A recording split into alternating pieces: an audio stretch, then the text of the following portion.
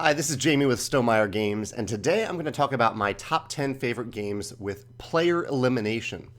A category of top 10 list that I never thought that I would talk about, but I had an experience recently playing the Red Dragon Inn for the first time, and the whole game is built around player elimination, and I had a lot of fun playing it, so I was like, what other games are out there that have player elimination?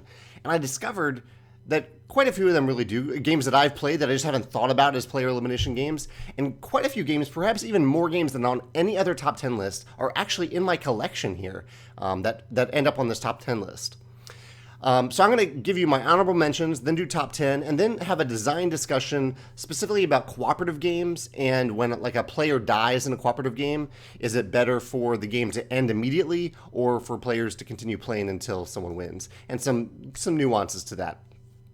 Let's do honorable mentions first. Red Dragon Inn, as I mentioned, I think, I won't go into all these, but I want to mention one thing about Red Dragon Inn, which is my friend Jeff, when he plays Red Dragon Inn, he starts with it at the beginning of a game night because as people are eliminated, they can spin off into a different game. This is a way that I hadn't really ever thought about a player elimination game, especially one that can involve so many players as Red Dragon Inn. But I really like that idea of starting game night with a player elimination game so that as players are eliminated, they can just start playing their own game and you can continue having the game night. I thought that was really clever. So Red Dragon Inn, Dead of Winter, Shadows over Camelot, Love Letter, Bang, Cash and Guns, Exploding Kittens, Patriots and Redcoats, Good Cop, Bad Cop, Civilization, and Tournament at Camelot. And I'll end with those last two. All these are games that I enjoy. They just didn't quite make the top 10. Those last two I thought were interesting, kind of a category of their own, because they feature player elimination, but when someone is eliminated in Tournament of Camelot or Civilization, or specifically in Civilization when you like take over someone else's capital, the game ends. And so it's a game that's based on player elimination, but the game doesn't continue after a player is eliminated. So all the other games I'm going to talk about today are games that continue after a player is eliminated. And I haven't included any two-player games on this list because there are plenty of two-player games where like head-to-head fighting games where when a player is eliminated, they're out, but the game is also over. So let's get to the top 10. I have one other design thing, but I'll wait till after the top 10. The number 10 game is, I'm looking at my list here, Leaders of Euphoria. Okay, so this is one that I may have even put higher on the list, but I felt a little weird about it because it is a Stonemaier IP, even though this is a game published by another company. This is the deluxe version of Leaders of Euphoria that features some really cool components that I'll show you while I'm talking. In Leaders of Euphoria, it's based on the Good Cop, Bad Cop model, which is a large group deduction game. Here's the really cool mats in this game where you keep your 3 cards that hide your identity, and then there's these big ray guns that you point at each other as you're declaring who you're about to target in the game. And in Leaders of Euphoria, you can be eliminated. That's kind of the point of the game. Part of the game is you're trying to eliminate other players and ideally eliminate the opposing faction's leader so you can win. In Good Cop, Bad Cop, if you were eliminated, you were out of the game. However, in Leaders of Euphoria, the designers added a really cool twist, which is that if you're eliminated, so this is the front of your player mat, if you're eliminated, you become a wastelander, and you are very much still in the game, and by being eliminated, you have been cast out into another society. So instead of, normally in the game, there are 2 factions, Euphorians and Subterrans. If you are cast out, if you're cast out into the wastelands, you join a new faction that might just be you, might just be one player, and you are trying to win as that faction then. I thought this was a brilliant design decision by Brian, just because it eliminates true player elimination, but there are still consequences, and yet there's still almost a new way to play after you get eliminated in Leaders of Euphoria. I have a few other examples of this with other games in the top 10, but I just thought that was really, really clever. That's Leaders of Euphoria, my number 10 game with player elimination. My number 9 game is, I have a sticky note on my screen, that's what I'm looking at right now, King of Tokyo, which I no longer own. I owned it for a long time. And in King of Tokyo, there are 2 ways to win. One is you gain enough victory points to just become the winner. The other is if you eliminate all the other players. And the cool thing about King of Tokyo is that you are not targeting specific players. You are either in the city or not in the city. And only one player can be in the city at the time. If you are in the city and you deal damage to everyone who's not in the city. if you're not in the city and you deal damage, the only target is the player that is in the city at any given time. So I like that, and if you get eliminated, if your health is reduced to 0, you lose. So I really like this element of that you're not targeting specific players. This is one of the big issues, I think, in player elimination games, that a player can end up being ganged up on and forced out of the game and have really sour feelings about it, justifiably so, because other players have ganged up on them. Whereas in King of Tokyo, that's not possible. It is your choice to jump into the city or not. And so if you jump in there, you know you're dealing damage to a lot of other players, but you know that you have become the target for all other players. So that's why King of Tokyo is my number 9 game featuring player elimination. My number 8 game featuring player elimination is Risk Legacy. This is one that I put on other lists because I still, my experience playing Risk Legacy was one of the best experiences that I've ever had playing a game. I had a blast. I played a lot of Risk growing up, and Risk features player elimination. Like, it is kind of the game. You are trying to eliminate all the other players. And it can cause pretty big issues because Risk can be a long game. And so if you get eliminated in the first 20 minutes and you were hoping to play a game for 2 hours, what else are you going to do for the next 2 hours or next hour and a half? Whereas in Risk Legacy, there is player elimination. You are still trying to eliminate other players. However, there is a different win condition, which is that you get 4 stars in the game. And there are many different ways to get those stars. I think one of them might actually be eliminating another player. So even as you eliminate another player, you are jumping forward in terms of the speed of the game, the progression of the game. But I like that even though it is a game with player elimination, it uses player elimination almost as a risk mitigating factor. You don't want to get eliminated in the game in your search to get those 4 stars. So that's why Risk Legacy is my number 8 game with player elimination. My number 7 game with player elimination is Summit. Summit is a game that I own. I've only played the cooperative version. It's a game about climbing a mountain with your friends, and you're trying to get to the top of the mountain. You're trying to get one player to get to the top of the mountain before all players die. And so this is a game, and this will come up in my design discussion, this is a cooperative game where even if one player is eliminated, because they die in one of the many ways that you can die in Summit, the other players continue playing. And so you don't lose when one player dies. You win if at least one player survives and you reach the summit. And I thought that was a clever twist in Summit. I think it could be troublesome if you die early in the game, but in the games of Summit I've played, players typically die on the way down, and there are ways to help other players. Like you can race over and give someone oxygen or give someone food if they really need it. And so I think it works in Summit because if you are eliminated, it typically does not happen until really late in the game. And it's still entertaining in Summit. This is another key thing. It's still entertaining to pay attention to what the eventual outcome of the game is. So that's why Summit is my number 7 game with player elimination. My number 6 favorite game with player elimination is Coup. In Coup, you have 2 roll cards that you are using to take different actions. But the cool thing in Coup is that you can lie. You can say, okay, I'm going to take the Contessa action, even if you don't have the Contessa. And if you get called out on that, then you lose one of your cards. Coup falls into 2 categories of why I like it, despite it having player elimination, which is, one, it's short. And so I think short games work well with player elimination. If you're eliminated, so what? You sit around for 5-10 minutes and you're fine. The other thing with Coup, though, is that your potential for being eliminated solely depends on the choices you make. It's not other players deciding to eliminate you, for the most, not entirely directly. But like if I choose to lie in Coup, then I am putting myself at risk for someone calling me out on that lie.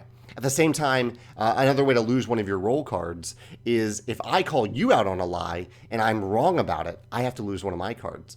So I like that those choices are mine. I'm choosing to lie or to accuse. Those are things that I have control over. And so if I get eliminated in Coup, it's almost entirely my fault for doing those things. So I like when there's high player agency in a game with player elimination, rather than having it be an act of randomness or an act controlled by other players.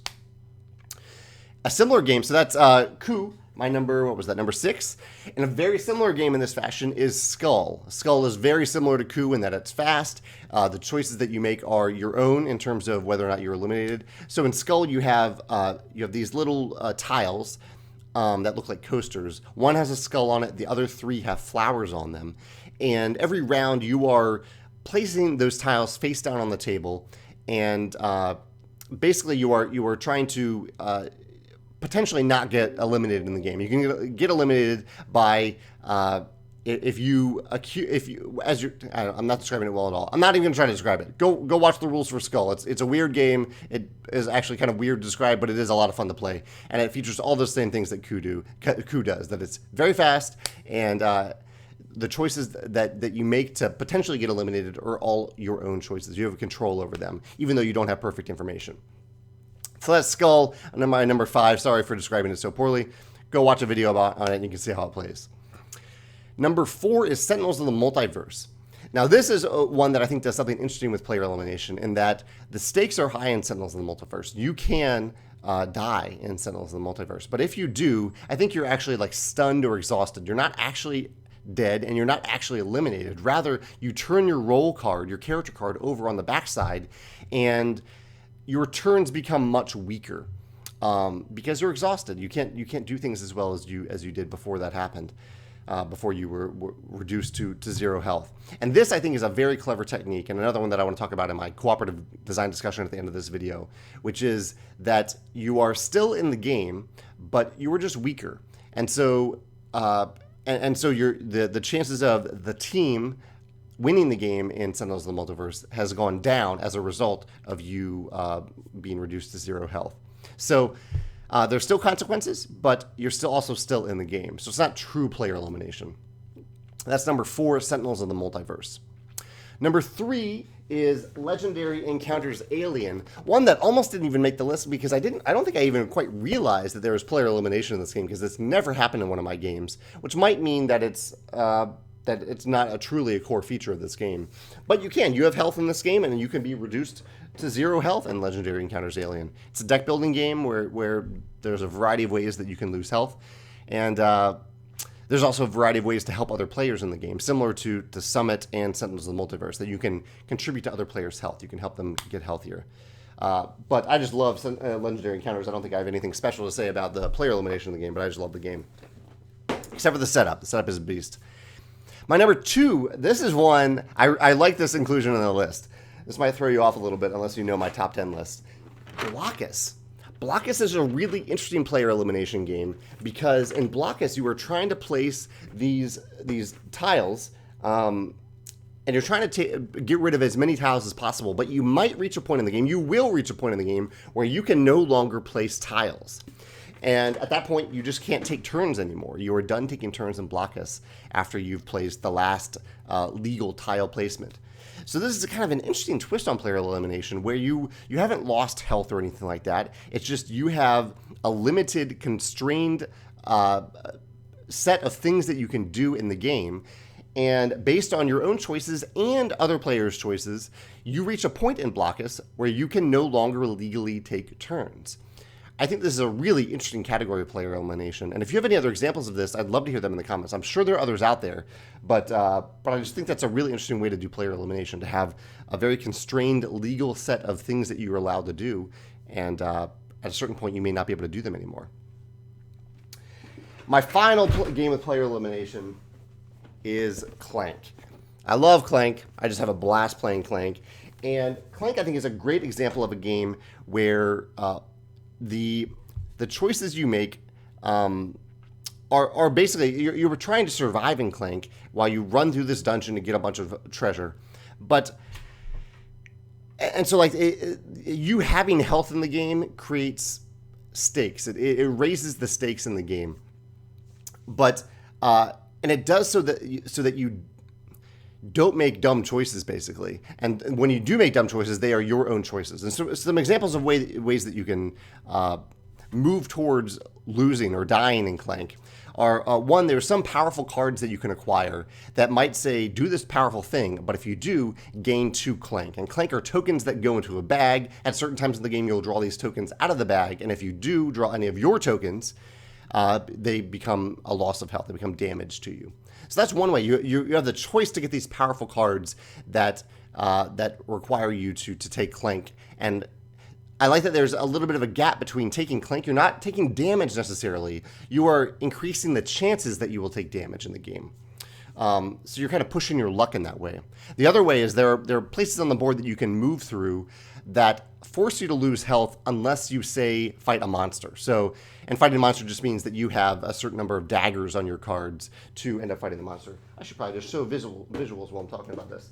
An example on the board here. So here's one. Here's a little monster on the board there. So I can decide to move through that monster and just take a damage. Or I can wait until I have a sword to move through that monster and use the sword to not take any damage. And so, again, it's my choice. And when I do make that choice, and this is one actually that directly deals damage. So I will gain a damage. I don't gain a clank here. I'm directly choosing to gain damage, but it is my choice to do so. And my choice to do so is influenced by the cards I acquired. So did I acquire a bunch of cards in this game that have swords so that I can fight my way through monsters, or did I not? So I love that there's so much agency in the choices that you're making in Clank, and in terms of the Clank mechanism itself, that you are not directly and immediately taking damage when you gain Clank. You're simply increasing the chances that you will take damage at a future time. That's Clank, my number one game with player elimination, because you can die in this game. You can run out of health. Oh, and one other cool thing about Clank is you can run out of health below ground. I'll show you on the map here. There's two different places. There's like above ground and below ground on these maps. I think this is the original board. And so see this line right here. If I die down here, I am out of the game and I do not have the chance to win. If I die up here, I am out of the game, but I still get to count my coins at the end of the game for the potential of winning. That happens very rarely, that a player would win after dying, but I like that the game makes it possible for you to still feel like you're in the game and make you still be invested in the game and give you a reason to not go too deep in the dungeon or not get stuck down there, to at least give players a reason to get up here and get up, even if the game is like actively ending, to like just get high enough so they survive and have a chance to score at the end of the game. I think is really, really clever. So a few design discussion topics here. The first is games where you can effectively be eliminated, even though they don't feature player elimination. And the classic example that I've talked about a few times, again, that I've only played once because of this, was Eclipse. The original Eclipse. I haven't played the new version. I don't think it's out yet. But in my one game of the original Eclipse, there was a player at the table. It wasn't me. It was one of my friends who got kind of backed into a corner and beat down by multiple opponents that weren't trying to be malicious, but they just had easy pickings as this one player got weaker and weaker. And my friend got backed into a corner onto one hex on the far outskirts of the board, and he basically couldn't really do anything for the rest of the game. He wasn't strong enough. He didn't control enough territory to get himself back into the game, and yet he wasn't actually eliminated. So what we should have done is just said, you can just go home now. There's no point in you sticking around for another 2 hours, which is what happened. But we didn't do that, and so my friend ended up sitting there for 2 hours, not really able to do anything substantial or important in the game from then on. And so that, I think, is actually the worst type of player elimination. And that's one of the reasons I wanted to do today's video, that there are, I think, examples of games that do player elimination really well. It's not necessarily a bad mechanism to have in your game. And I think what is worse than that is having a game where you feel like you were eliminated because of so few things that you were able to do, and yet you were still almost required to continue to play the game. What else do we want to talk about?